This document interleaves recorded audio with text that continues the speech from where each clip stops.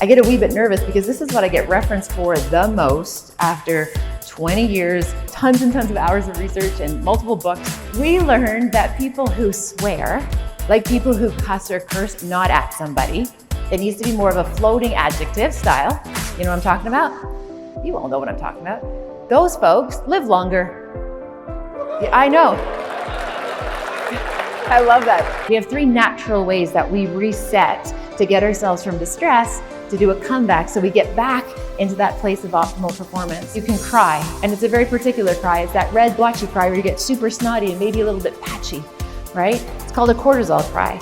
But it's very hard to say to your senior client, I'm just gonna cry for like 30 seconds.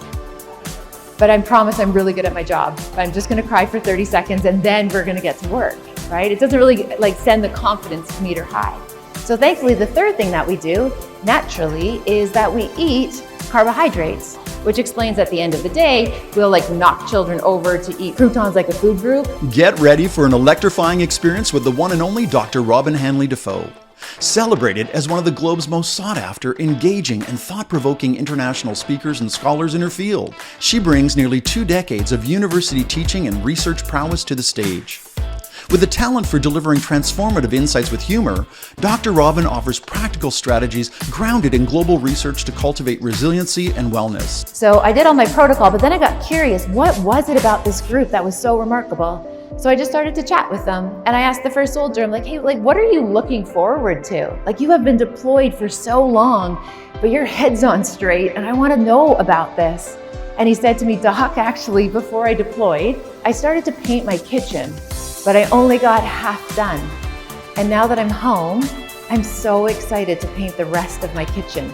All the other soldiers started to share with me their half-finished house projects that they were pretty excited about. So I asked their senior lieutenant respectfully, I'm like, sir, can you tell me why you have an entire platoon of persons who all have half-finished house projects waiting for them? And what he said was very significant. He said, Robyne, my soldiers, they leave half-finished house projects as signs of hope for their families that they're coming home. Dr. Robyne's presentation and her message about we can do hard things really touched a lot of us in this room today. I wish it was longer. I heard lots of people talk about they wanted to hear more. Robyne is a gift to the universe. Her work around stress and her work around resilience and her work around human performance is something that has literally blown my mind. I am beyond inspired for how Robyne's going to continually shape the world and continually shape the world for the better for all of us.